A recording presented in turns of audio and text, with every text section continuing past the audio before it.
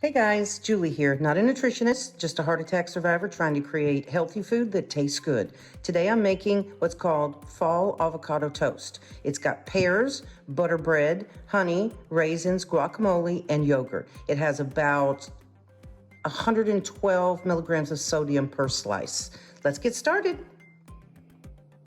Use whatever kind of bread you want. Put it in the air fryer on the toaster setting or put it in the toaster. All done. First, a layer of yogurt.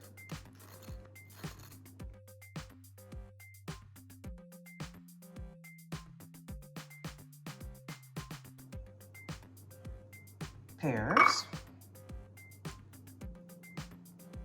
Honey.